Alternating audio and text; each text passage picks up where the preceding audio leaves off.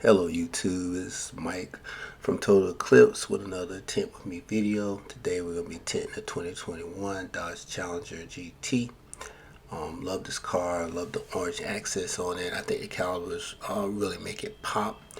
If you can notice here on the trunk, there's an orange line that runs from the rear to the front. I really like it. I don't know what you guys think. Some people don't like the orange. I think that it's a good addition. Now, before you beat me up, no, it's not a Hemi car. However, I think it still looks good.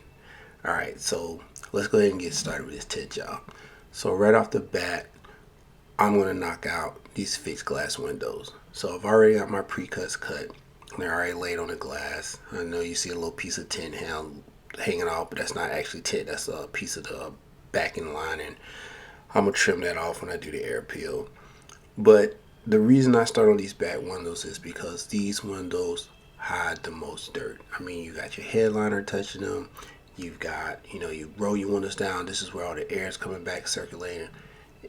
Two-door cars, I always try to get these fixed glasses tinted, get them to set, and then I come back and I check them before I let them roll out. And I do that same thing on four-door cars too, but especially on coupes because they're fixed, and that's where most of that dust and stuff that's going to go in is going to settle. So just like any window, we want to get it prepped, we want to get it clean, and you want to get it ready to install your tint on. So it's a pain getting in and out of these coupes, especially when you're like me. I'm like 6 feet tall, so I am like a contortionist trying to get back here. But spray a little bit of water. I'm going to scrape it up using a gator blade. I can't stress it enough. Don't use a razor blade on these fixed glasses because especially in European cars, your fixed glass is going to be softer than your actual side windows or your roll down windows. So gator blades, plastic tool is great for these windows. You can run it across. You don't have to worry about scratching the customer's car, and it does a really good job of taking off any contaminants or dirt that's on that back window. Another thing I like to do once I get it scraped up is I'll take a rag, wipe around the interior, I'll spray it again, scrape it one more time, run my hand across it just to see if I feel any dirt. And hey guys, using your hand is awesome because your hand will feel stuff that sometimes you won't even see. And once you're happy with it, you feel it's clean, then we go to our squeegee spray. And so what I'm going to do now, I'm going to go ahead and spray it down and kind of cut off some of the static. I'm going to air peel it right here off the car. I'm not even going to go to the cut board.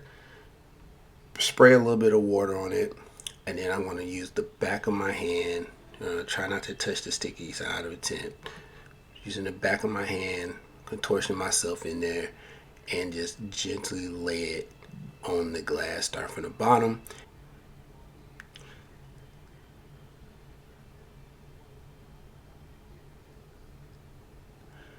Now once you got it where you want it, what I like to do is take a look at it, inspect it, and then we'll do a couple of light passes. Those light passes are just to make it stick. Start the adhesive process, get the tint where it won't slide around. Right? You can heat it if you got a lot of soap in your solution and you see it still rolling around. You can heat the outside of the glass a little bit in like one area or a couple of areas just to kind of get the tint to start to tack. And then once you get it where you want it, start to tack, go ahead and clean that window off so you can get a good visual of what you got going on.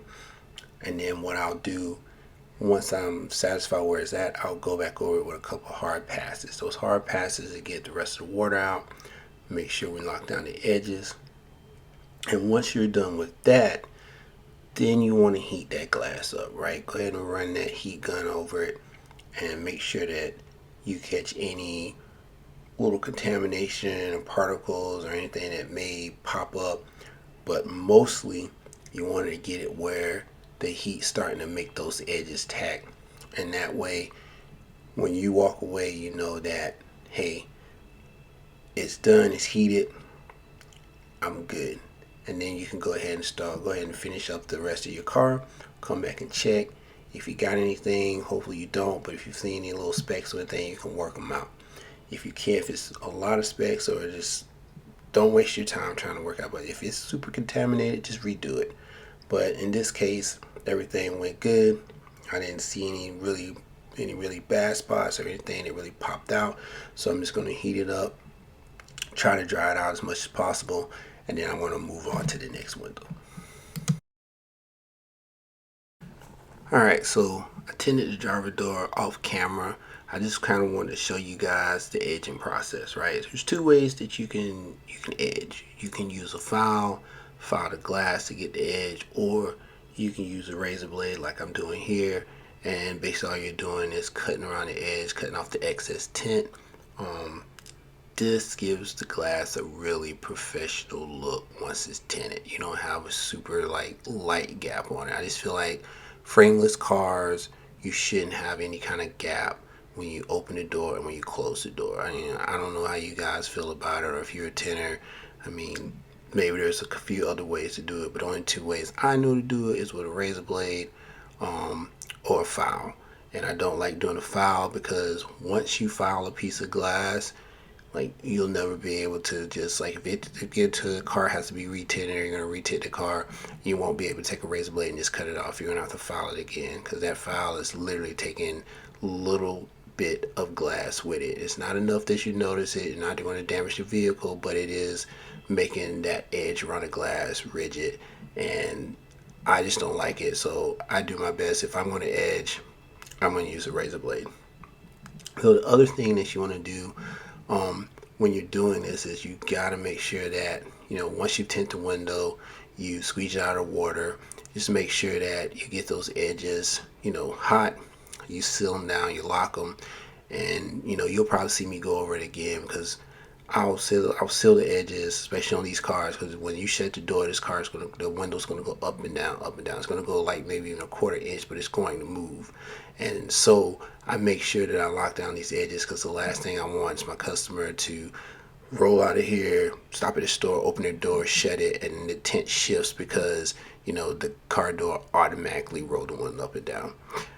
Another thing you want to do, make sure you inspect your glass. Make sure you inspect your work.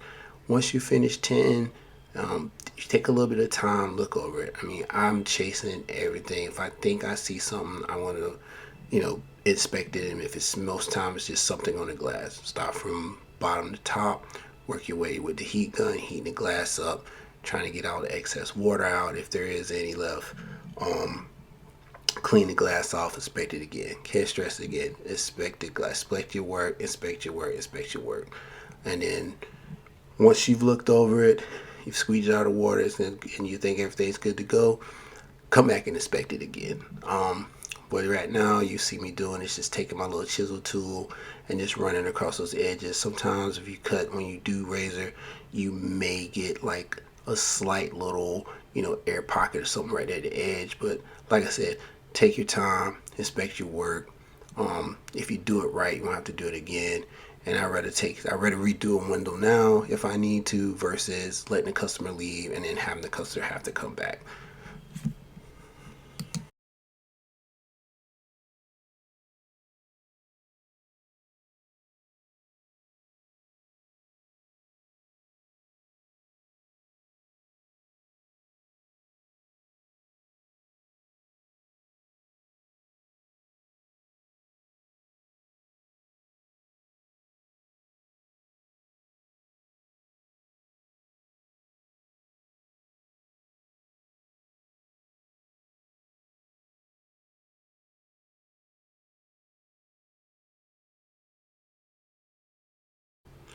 Alright, so we're going to move over to the right side of the car now.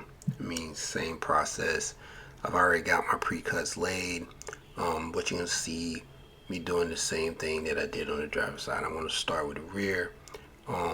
Fixed glass, go ahead and knock that out. Usually I do both sides at the same time, but just for the purposes of this vehicle, I did one side at a time. But I'm telling you, if you're tinting on your own, just go ahead and knock them out.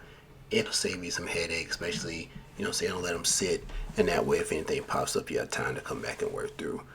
I really hate to see these cars go. I mean, I'm a fan of the Challenger. As you see, my Challenger is sitting in front of this one out there. I love these cars. And oh yeah, by the way, I have a Hemi car. So for all you guys that beat me up because I like this car, even though it's a GT, I got I got a Hemi, so we good on that. But anyway, what you just saw me do there is basically what I call I'm shrinking the tint. I pull up the edge a little bit, um, and then run the heat run across the bottom. That's basically called snap shrinking. It's a little bit more advanced technique. If you guys are just starting out, just go ahead and do the regular shrinking method. And if you want me to do a video on shrinking, I mean, if you get in the comments and let me know, I'll do a video on just how to shrink the side windows, roll up windows, and I can do a video on how to shrink rear windows. And if you want to see it, I can do one on how to shrink windshields too. I can do in depth or just a quick tutorial. Just let me know in the comments, and if that's what you guys want, then that's what I'll do. Same process here, like I was telling you guys. Sprayed it up, scraping it with the gator blade, getting any contaminants off. We're gonna do another air peel off the car, and then same thing, back of the hand onto the glass, bottom first, pre-cut, slides right in place, light passes just to get the water out, get the tint to stick. And then once I'm sure that it's in place, then of course I'm gonna go over with my hard passes, wipe the glass down, make sure I don't get any light gaps, and then I'm gonna heat it up just to make sure those contamination, if there is any, the pop. Again, we had a clean install here, no contamination, so we're just gonna heat it up, inspect our work, and then we're gonna move on to the other window.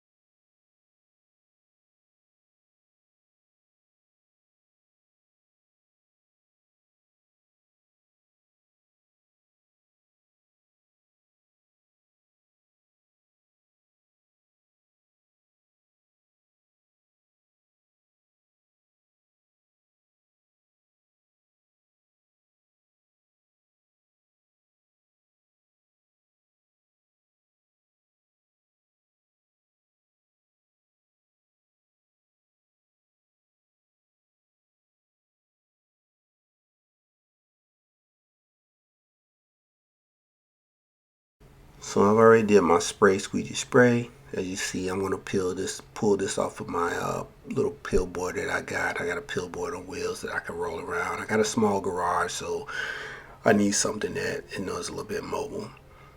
But with these frameless windows, you see what I'm doing here. I stuck the nose in first, then slid the back down into the seal. I got my little tool, and then we're gonna squeegee the water out, and then we'll go over it, make sure that everything's where we want it. We're gonna heat seal those edges just to make sure that they're locked down, and then we're gonna do the same thing that we did on the driver's side. We'll run the razor blade across the top, cut off any excess. One thing I like to do when I'm edging, I'll cut it off, and then I'll take my finger very lightly and just kind of rub across the top of the glass going down. Don't rub too hard because you'll peel. If there is anything left, you'll peel the tint off the top of the window. But if you just take your hand and rub it down real soft, you'll feel that tint catch your finger, then you need to go back and cut it. But as you can see, that edge is super tight. You can't see where the glass starts and the tint stops. And that's what you want. Like I said, real professional look. When this customer closes this door, it's going to look like it came from the factory like that. And that's what we want.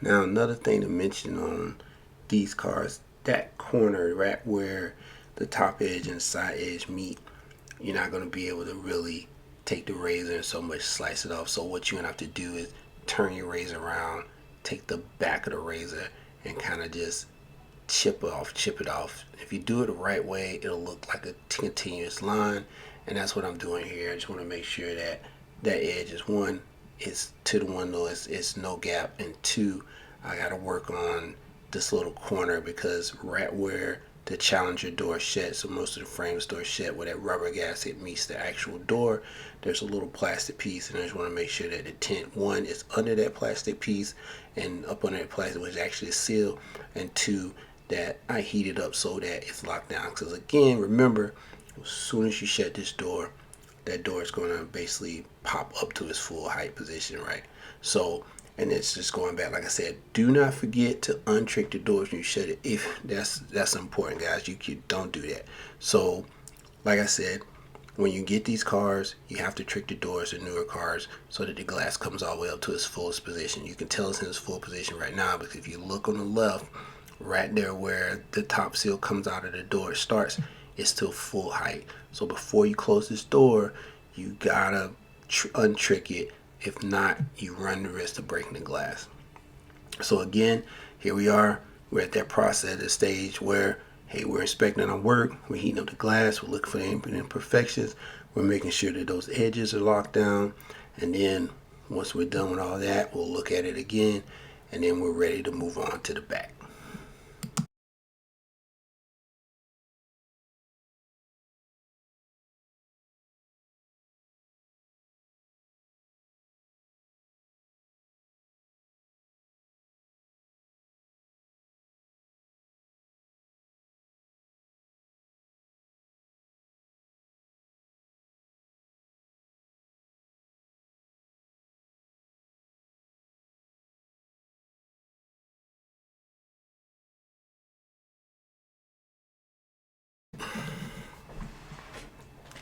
Alright guys, here we go.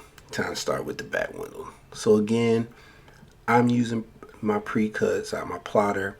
I know how to hand cut. I started out how to hand cut, and that's how I learned. I'm not saying a plotter is better. I'm not saying hand cut is better. You know, I'm not even gonna get into that great debate.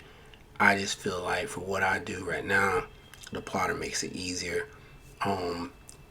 You don't have a plotter, there's a few more steps in hand cutting a back window, but you can do it in your garage. It's not that big a deal if you know what you're doing. One of the things you want to do before you even do this, I did it off camera, clean that back glass, make sure that you put your solution down, whether you're using baby powder or soap, so that way the tint will slide as you're shrinking it. So what you see me doing here now is making an H pattern. You see I went from the side to side, hey, up and down, sliding from across in the center, then up and down on the sides. What that does is move all the fingers where you can in a shrink position. If you guys don't know, tint only shrinks up and down, right? It doesn't shrink side to side. So what you want to do is move the bulk of your film to the top and the bottom, and that's where you get those fingers, those things that look like ripple. Now, there's a couple ways you can attack this. I like to attack my back windows in quadrants. Some people just go from, all the way from side to center, or they run a line. How you do it, that's your skill level. I've been doing it a little while, so I'm comfortable doing it in quarters. As you see, I'm just going to heat up the tint, start letting the fingers lay down on their own, using my hand to kind of break up anything that maybe is trying to go sideways. I just want to keep those fingers up and down so that way I can shrink them. And then I'm going to use heat, and I'm going to slowly work them down. I can't emphasize enough, and if you're not really confident in your shrinking ability, the thing that will help you is taking your time. The last thing you want to do, you start off, everything's going good, you try to rush it, and you crease the back glass, or you crease the tint on the back glass, and then you got to start all over. The most frustrating part for me when I was learning how to tint was shrinking the back glass. Shrinking the back glass drove me wild. I would be out there for hours just shrinking the back glass. Take me like an hour to shrink a back glass. I'd mess it up, have to start over. So I'm telling you from experience, doing a couple cars, take your time, let the heat do the work, let the heat lay the fingers down, take your card, and then push them out. I'm using like a little soft card right now. I can't think of what the name of them are, but the reason I use that is because it's like if you use a hard card or your gold card, what can happen if there's some sand or something that got up under the glass while you were waiting your solution dry, that card can grab that piece of sand, rip through the tint, and then guess what? You got to start all over. So, like I said, the best advice I can give anybody that's trying to learn how to tint, when you get to those back glass, you get where you're starting out. Take your time, let the heat do the work for you, and I guarantee you, the more cards you do, the better you get. And the key to it, take your time. You'll get faster. The more experience you get, the more comfortable you get. Now, the way you know that you've got it done the right way, like you see right here, when I finish this corner, that tint's going to be smooth. It's going to be smooth just like it's going to basically hug that glass. And that's what you want. You don't want any fingers, because any fingers that stick up in that back glass, like when you're shrinking, if it pops up while you're shrinking, when you guess what, when you go to install it, it's going to show in the tint. So make sure you knock out all your fingers, get your tint smooth, and then you're good to go. You're ready to install.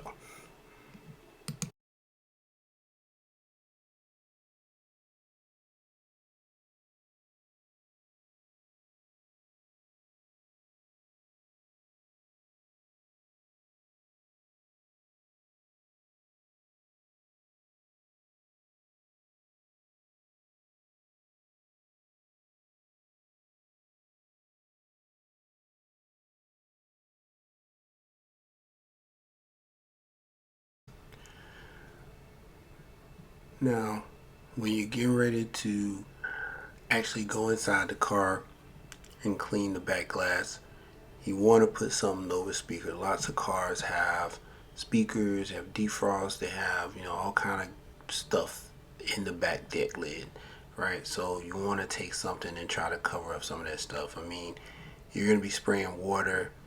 General rule for thumb when you're tinting is try to cover up electronics. Try not to get them wet. So I'm spread out my little towel back here, so that way as I clean this glass, I don't have to worry about getting wet.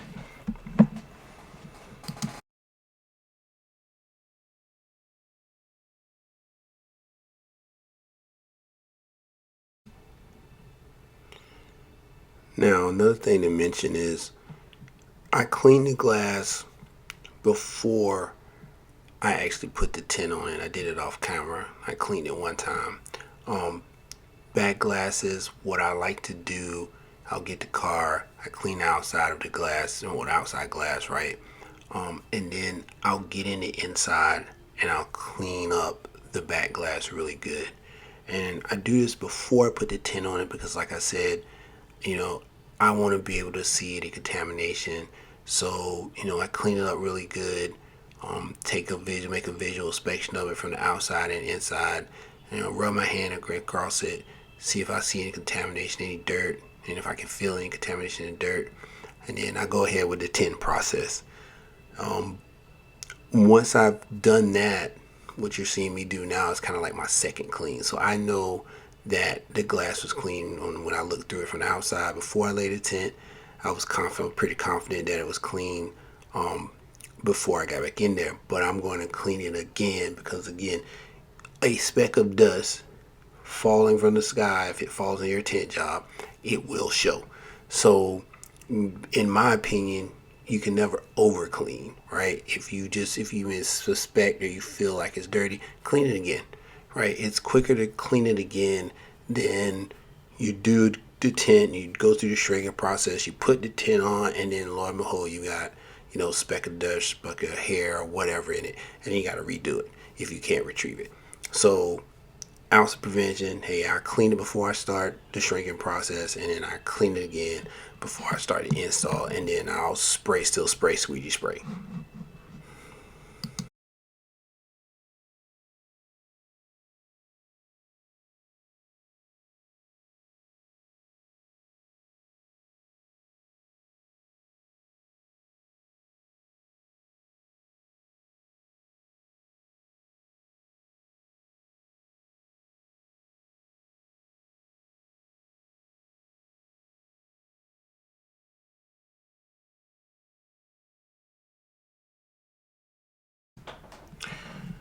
Alright, what you see me doing here is I'm going to spray down the tint and then I'm going to squeegee it out. So what that does, again, like I said, you can't over clean. For any dust, any particles that fell while I was moving around the car, doing whatever, I'm going to squeegee them off, right? And then when you do this, after you're done squeezing it off, you take a rag or a shimmy and you wipe around the edges, because what's going to happen is I'm going to peel this tint on the car, right? And since I'm going to peel on the car, what I don't want to happen is I spray it and then some dirt from around the windshield seal runs into my tint. So I spray it, I squeegee it out, and then I'm going to take and wipe around the edges just to make sure that I get anything that's possibly fell or any contamination.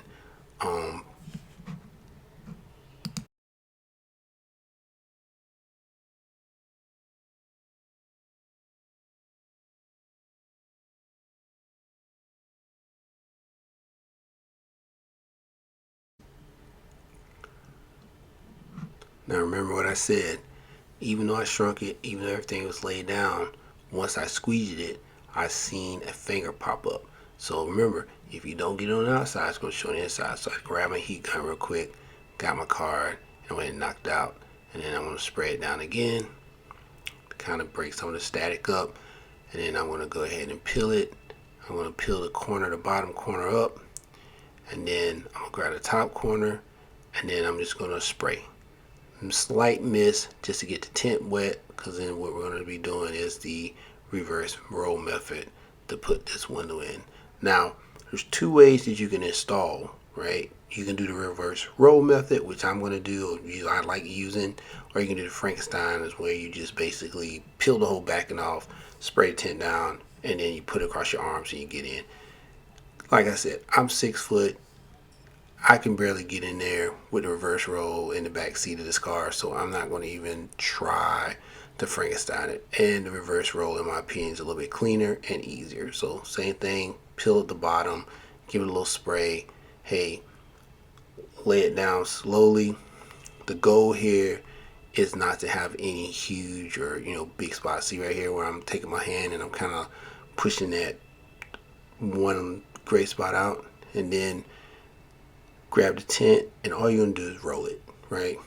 You're going to roll it. The important thing to remember about the actual reverse roll, though, is the last side out is the first side in. So see right here, I'm rolling up the car. I started from the right. So when I get in the car to install, I'm going to start installing from the left. And so basically, if you can keep that in mind, hey, what side you peeled it off of, what side to start on, and you can get, it's a little trick to it, get the back end lining to roll off of the tint onto itself. It's a really easy method. So lastly, before I get in the car, I'm gonna spray down the back window one more time to get all the soap off of it, which I was using to shrink that back window, so that way once I get in and I start squeegeeing stuff out, when I get out of the car to make my inspection, make sure I don't have any bubbles or I didn't miss anything, I can actually get a good visual view of the tint. So once you're done, when you get ready to get in the car, go ahead and clean that back window, the outside glass, one more time, so that way once you get back out after you squeegee it out, you can make sure that you don't have any imperfections, and if you do, or any bubbles or anything, if you do, that way you can go ahead and address them before that tint actually starts to set.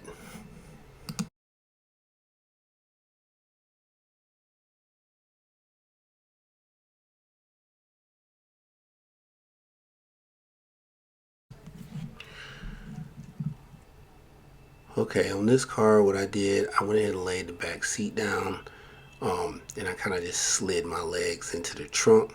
And you can see right here, like I said, you're going to start on the left side, because remember, we ended on the left side, so we're going to start on the left side. We give the window a good mist, and after we spray, we give the window a good mist, and then we're just going to kind of pop that corner in. You don't have to try to go all the way up on that corner, kind of get the tint started halfway down. The Challengers have really small back windows, and they're really accessible. So as you see right here, I'm just going to slide that left corner in. and I'm going to slowly unroll that tint, getting the backing off, and I'm going to let the top half of the tint just hang over my arms. And then that way, as once I get the entire portion of the tint across the whole glass, I can go ahead and slide it into place, check for light gaps, and then I go ahead and push up the top.